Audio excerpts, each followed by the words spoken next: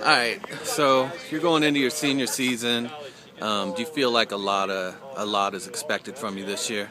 Yeah, I feel like a lot is expected from me personally. Just even just apart from everything on the field, just being a leader. I mean, I've been here. This is my 5th year.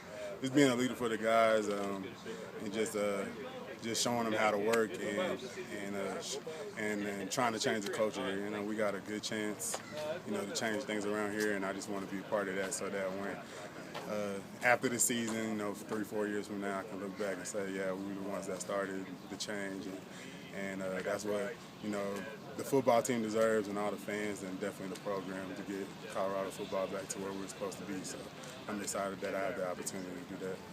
I know the team goal is a bowl game. What individual goals do you have for the season? Oh, I talked about this on media day this past weekend. Just personally, is to stay healthy. I mean, and at the end of the day, I can't control that. I mean, I can stay in the training room, take care of myself, and my focus is to be healthy, to be there for my team on the field, and then just continue being a leader off the field. And then my biggest goal, I mean, I guess you could say it's a team goal, but it's an individual goal for me too, is to get to that bowl game, man. That would mean a lot to the older guys on the team, especially, and a lot for the program. So that's definitely an individual and team goal, is to get to that ball game. Who's the toughest offensive lineman for you to go up against? Who gives you a lot of trouble? Munyer, even though he's hurt right now, so he's been hurt, but he'll be back soon. And Munyer's a great guard. I feel like he's one of the best guards in the conference. So definitely Munyer.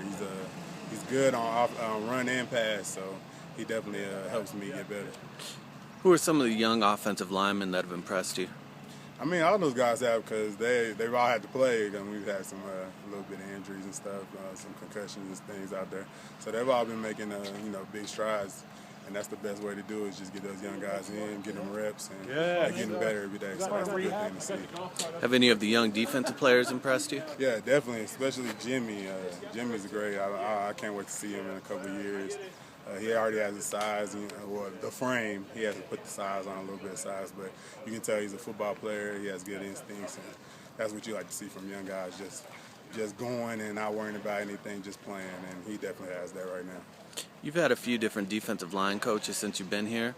What are the differences between your defensive line coach now and the two you worked with last year and the year before? Well, I mean, all my defensive line coaches have all been formidable. They've all either played, or they are in college or in the league, and they've all had been involved with some of the, some really, really good defensive lines.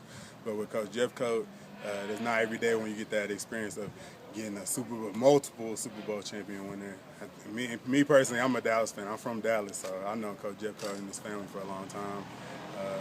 As a fan, I always appreciated Coach Jeff Coat in the 90s for the Super Bowls, and it's just great to hear all his insight and how he can tell us how he played and how they worked, and the differences between the good defensive lines and the bad defensive lines.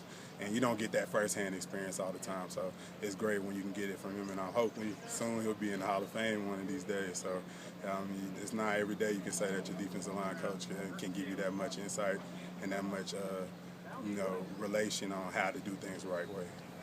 What are the differences between this defense and the one you've been running the last 2 years? I mean, it's not too much different in the basic concepts of that it's a one-gap defense, but it's just I want to say it's simple, but it's designed for us to just get out there and play. Like, everybody, you have a gap, you have a responsibility. If everybody does that responsibility, then things get executed. It's when you start trying to worry about what somebody else is doing and you get away from your job, is that when things happen. So when things happen negative. So it's just harping on everybody doing their job and everybody being in their gap and doing what they're supposed to be doing. So I feel like that's good for us. We can just get the call and go. What's your current weight, Nate? I'm 285 right now. Is that what you want to be when the season starts? All right, thanks, Nate. All right, no